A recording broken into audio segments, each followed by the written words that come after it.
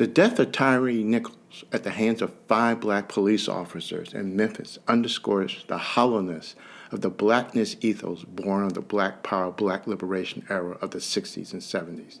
To think that 5 black police officers beat into murderous oblivion another black man, yet one hears or reads that their action was the result of white supremacy, it shows how resistance theory easily slides into propaganda. The Kernan report, published roughly 50 years ago, cited the explosive, hostile relationship that the police and blacks had developed in northern and western cities, which led to the eruption of riotings in the 1960s. That neither police violence nor black homicides have been addressed in the last 50 years of the post-civil rights era is the essence of what this podcast is about, namely phantom politics.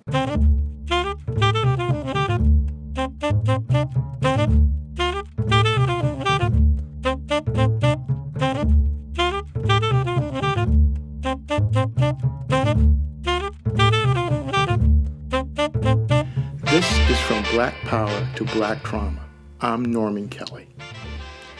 At the core of phantom politics is the reluctance or inability to address certain issues facing black Americans in the post-civil rights era.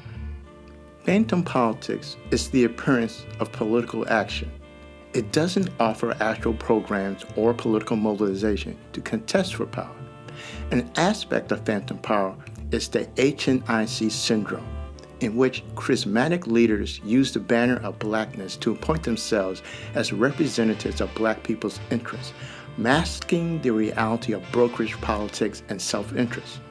Another aspect of phantom politics is the demobilization of popular and democratic politics, which is evidenced by the lack of organization to contest for power. Instead, concepts such as cultural politics or resistance supplants mass mobilization. The production of theory by the black intelligentsia becomes a substitute for actual mobilization or building organization to contest for power. Ideas regarding critical race theory, white fragility, or intersectionality proliferate instead of actual organizing. In this episode, we will explore examples of phantom politics. From the late 1960s and 1970s onward, due to the Voting Rights Act of 1965, African Americans increasingly won local, municipal, and state and federal offices in the United States. The most important of these offices were at the federal level, the United States Congress. The legislative branch of government formulates public policy and controls allocation of funds and taxation.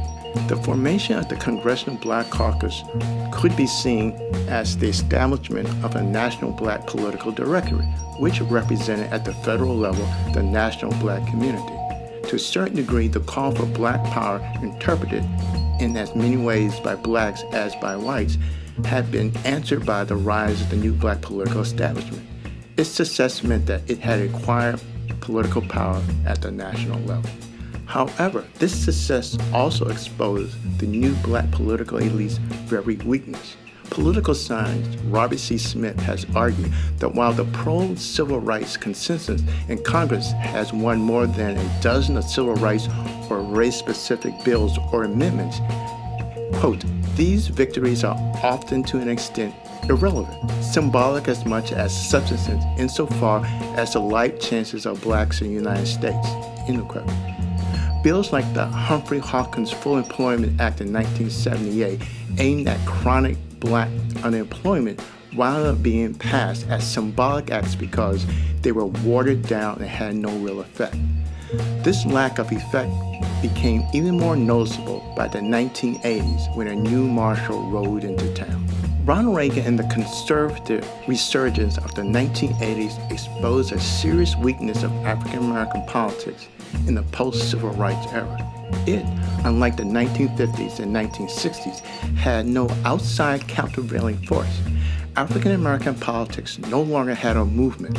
The movement had demobilized by going from protest to politics, but without building or institutionalizing a sustained political force. Recall that A. Philip Randolph pledged a missed opportunity to build and sustain an organization.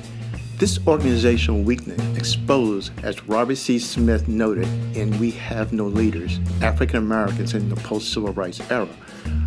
Black political leaders unable to build a sustainable national organization to deal with the internal problems of the race and its relationship to American society have increasingly in the post-civil rights era resorted to ritual political posturing as a means to cover up or disguise their inability to lead, to develop a realistic program of action to deal with the problems of its core constituency of their inner city poor.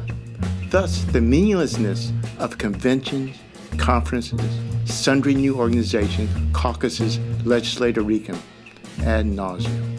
Such meaningless rituals were merely a manifestation of phantom politics, which left blacks unprepared.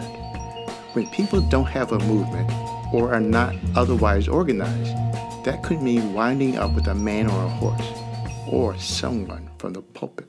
I may be poor, but I am somebody.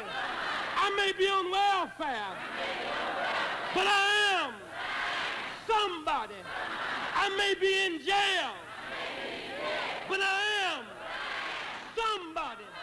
I may be uneducated. With African American politics being in a depressing state of affairs in which black elected officials failed to adequately respond to Reagan administration's anti-civil rights agenda, black politics resorted to the man from the pulpit, Jesse L. Jackson. This state of affairs regarding African American leadership stems from the fact that it follows a broker-agent model. Usually, a charismatic black individual claims to represent the black community as a whole before institutional policymakers. The preeminent example of such is Jesse Jackson, a man who garnered black and white votes in 1984 and 1988 and traded them for positions that strengthened him as an interest group power broker, a position that rarely benefits the greatest number of blacks. We pause and give praise and honor to God for being good enough to allow us to be at this place at this time. When I look out at this convention, I see the face of America, red, yellow, brown, black, and white. We're all precious in God's sight, the real Rainbow Coalition. While Jackson may have initially engaged in progressive politics by going out to the heartland in the 1980s to promote a version of black and white unite and fight, he was primarily motivated, like all politicians, by the psychopathology of power. And arguably, he had impeded the development of any progressive black movement for years. Despite his allegedly insurgent politics, it is interesting to note that while he did not seek to build any sort of countervailing insurgent organization, moderate conservative Democrats built one called the Democratic Leadership Council, which eventually led to the election of Bill Clinton in 1992. By the end of the 1988 campaign, Jackson became the undisputed leader of Black America, jumping over the heads of elected black officials who were, in theory, accountable to their constituents. Jackson, however, with this influence, if not power, did nothing with it. He floated from being the District of Columbia shadow senator to numerous other endeavors. Since Jackson represented a personalized brokerage type of leadership in which power is invested in the kingmaker, his Rainbow Coalition, while failing to become an independent progressive force in American politics, set the mode for the next installation of phantom politics.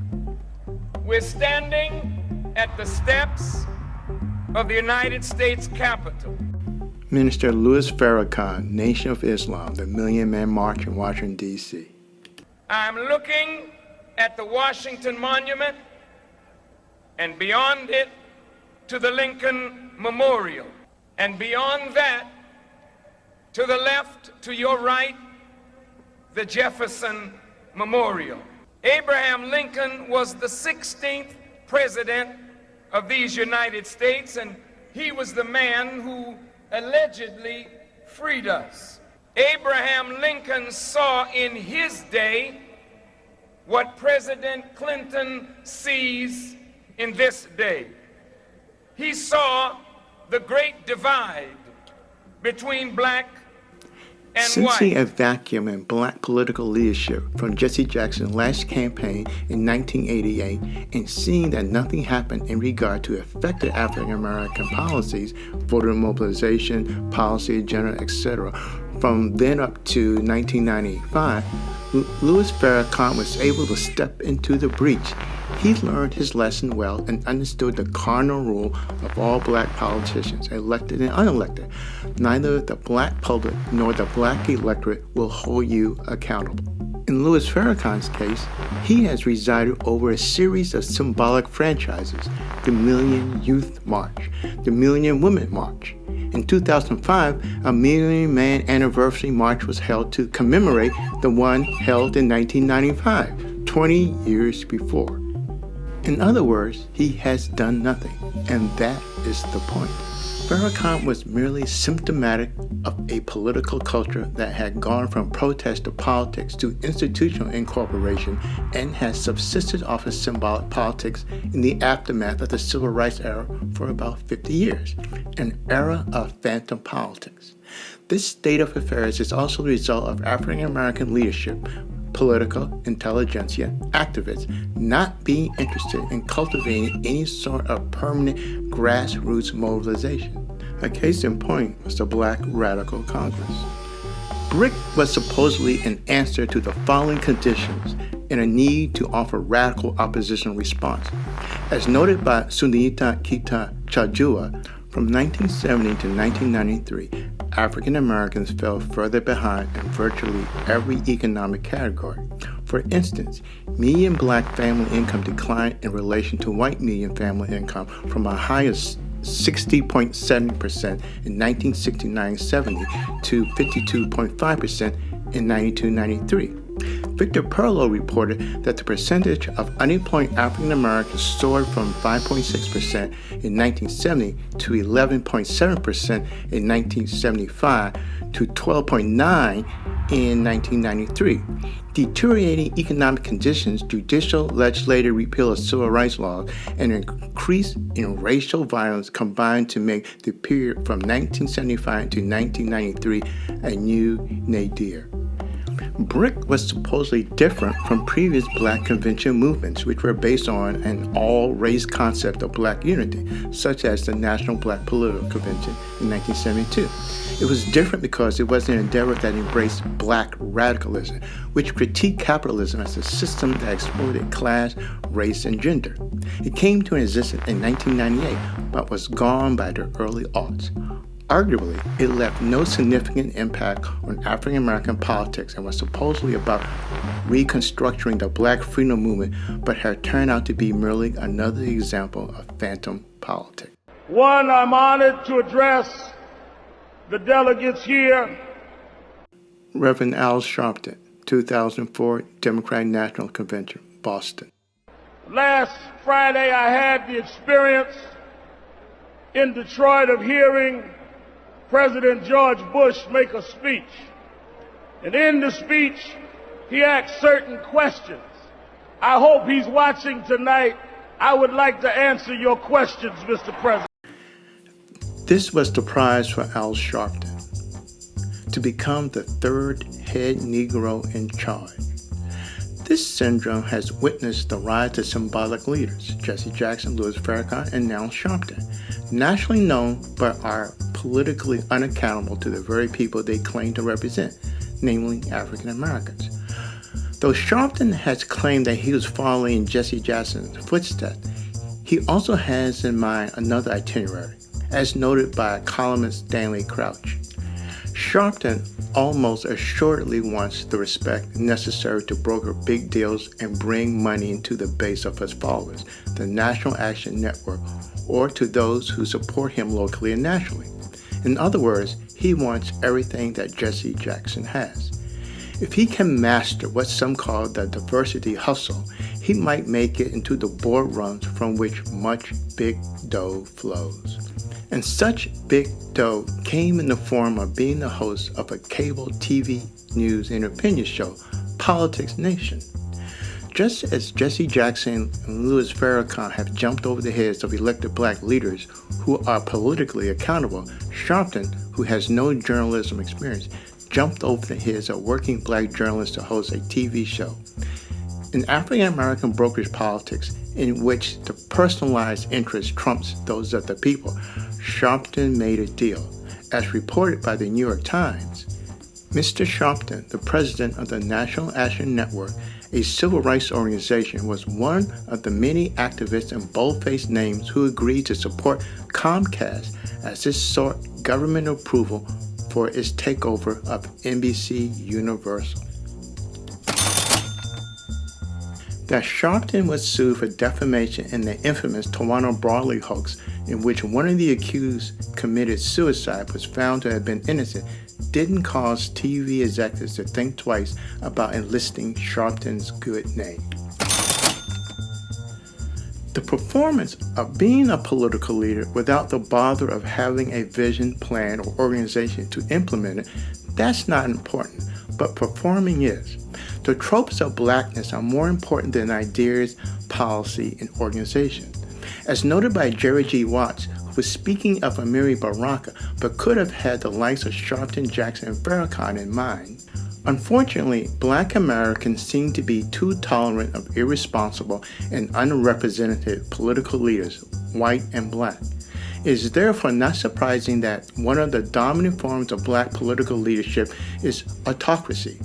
In many instances, the very concentration of power in the hands of a few individuals creates charisma around them that gives some blacks a vicarious sense of empowerment.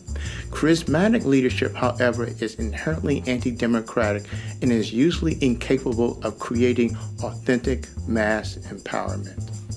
African Americans have paid a price for tolerating such irresponsible and unrepresented leadership. Such behavior has led to a new generation of HNICs, pop culture celebrities who may have more influence than traditional or the older school of HNICs. African American celebrities, icons, influencers, the active ingredients of society's entertainment ecosystem and cultural apparatus, are the most noticeable aspects of phantom politics insofar that some of them take positions on political public affairs issues, run for the presidency. In some cases, their mere action or presence are interpreted as political or as a concentration of power, and are noted by the media and academic theorists. However, their positions or statements or actions mean very little in the totality of black collective power. Not understood as phantom power is the lack of African American organizational implementation despite a rise in black wealth over the past 50 years of the post-civil rights era. Meaning, despite being relatively wealthier than 50 years or more during this actual civil rights era, blacks have failed to develop more and stronger institutions to press and defend their interests. The new right, which began to rise and flourish just as the civil rights movement began to decline, established during the post-civil rights era conservative think tanks such as the Heritage Foundation, Manhattan Institute, Cato Institute, the American Enterprise Institute, the Claremont Institute. However, African Americans have only established one noteworthy think tank, the Joint Center for Political and Economic Studies. Its budget, however, is often minuscule when compared to others. Or take organizations such as the Federalist Society. The Federalist Society is a good example of how conservatives are interested in power, not theory. As mentioned in an earlier episode, the Federalist Society has placed 6 members of the society on the Supreme Court. It is the 2013 Supreme Court decision, Shelby v. Holder, has negatively impacted the 1965 Voting Rights Act, which some have viewed as a less than stealth attack on black voting. The majority opinion was written by Chief Justice John Roberts, of course, of the Federalist Society.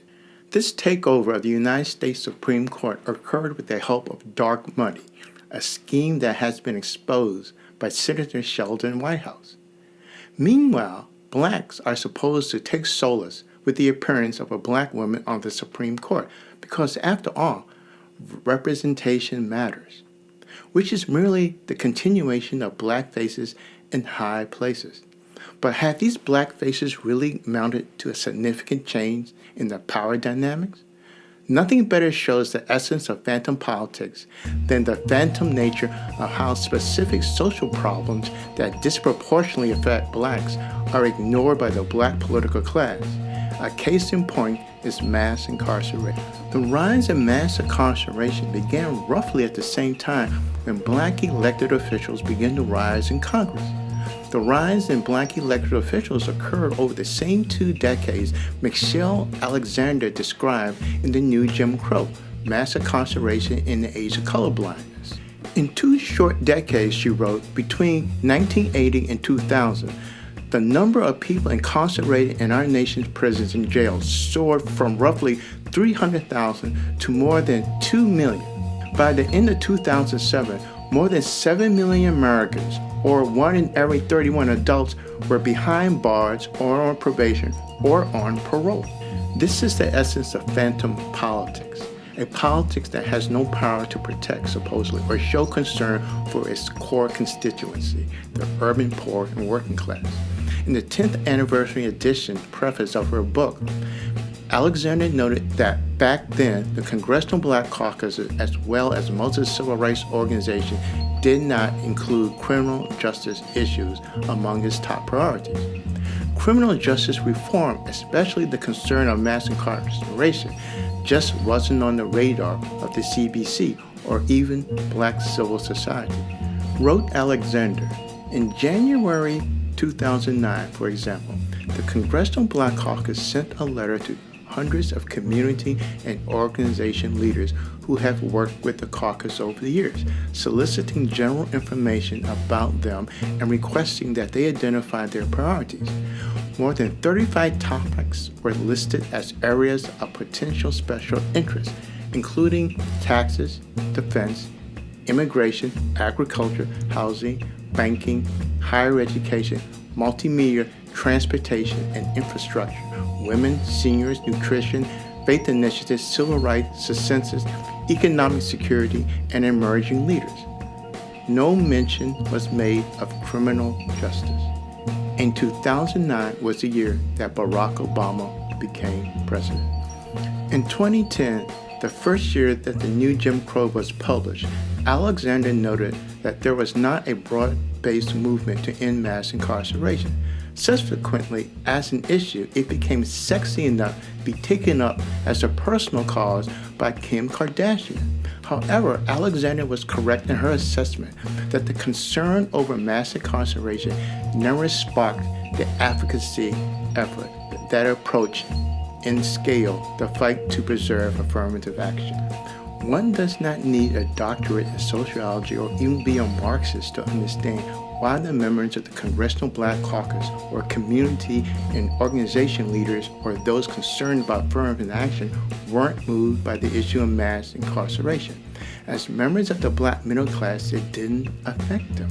Or put another way, affirmative action was worth fighting for since it affected deserving blacks. Prison or jail was reserved for those undeserving blacks. Middle-class blacks were no longer shackled by white racism, but they were also no longer shackled to those blacks who had held back the race. This was the most obvious evidence that the Tarleton 10th ethos that Du Bois had cultivated had ended years ago. But now, fighting the new Jim Crow is the slogan of the CBC. It's its new mission on its website. The United States incarcerates 25% of the world's prisoners, even though it accounts for 5% of the world's population. The burden of this nation's prison industrial complex overwhelmingly falls on African American communities. African American men are incarcerated at more than 6 times the rate of white men, and African American women are incarcerated at more than double the rate of white women. America spends $80 billion on incarceration every year, taxpayer money that would be better spent on preventing crimes in the first place by getting youth on the right track and keeping them on the right track. But fighting the new Jim Crow, as the CBC claims today, obscures the fact that it didn't do much, if anything at all, to fight the infrastructure of mass incarceration that was happening on its watch over 2 decades. One would think that given supposedly black political consciousness, a sense of pride and mission, Black elected officials would have recognized that the war on drugs, which began during the Nixon administration but fully ramped up during the Reagan years, was nothing less than a political war on black people by another name and other means. This political war was so unrelenting that even Human Rights Watch was compelled to issue a report, Punishment and Prejudice, Racial Disparities in the War on Drugs. Human Rights Watch issued the report in 2000, yet Alexander noted that mass incarceration wasn't even a major topic of the Congressional Black Caucus until after the publication of the new Jim Crow in 2010. One should wonder, what exactly is the purpose of a growing number of black political officials at the local, state, and federal levels if they cannot prevent 2 million men of color, black and brown, from being placed in state and federal penitentiaries, and millions of others being in some form of perennial probationary status? However, one should understand the intent of the war on drugs. It was a political war on black people. As former Nixon administration assistant to the president for domestic affairs and Watergate felon John Ehrlichman revealed, the Nixon campaign of 1968 and the Nixon White House after that had two enemies, the anti-war left and black people. You understand what I'm saying? We knew we couldn't make it illegal to be either against the war or blacks. But by getting the public to associate the hippies with marijuana and blacks with heroin, and then criminalizing both heavily, we could disrupt those communities. We could arrest their leaders, raid their homes, break up their meetings, and vilify them night after night on the evening news. Did we know we were lying about the drugs? Of course we did. Recall the dire economic data that Charles Jewett cited and how the years from 1970 to 1993 represented a new nadir. This begs the question, if white supremacy is as systemic in the post-civil rights era as many claim, why were there no organized mobilization by African Americans to contest it as there had been in the 1950s and 1960s? Both police violence and mass incarceration would be prime examples of systemic racism, also known as white supremacy. Yet, for nearly 50 years or so, black leadership failed to mobilize African Americans. Why? Perhaps the answer lies not in seeing blacks as being traumatized, but being politically demobilized, stuck in phantom politics. This has been From Black Power to Black Trauma. I'm Norman Kelly. Thank you for listening.